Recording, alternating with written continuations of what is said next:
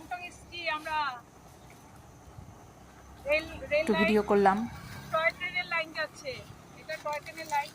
দেখুন এই যে বৌদ্ধ লেখাগুলো যে দেওয়া আছে, তাতে কি ভালো লাগছে এই জায়গাটাকে। এখানে অতটা ঘন জঙ্গল নেই।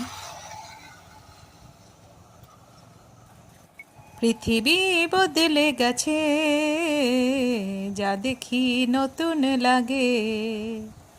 তুমি আমি একই আছি, দুজনে যা ছিলাম আগে।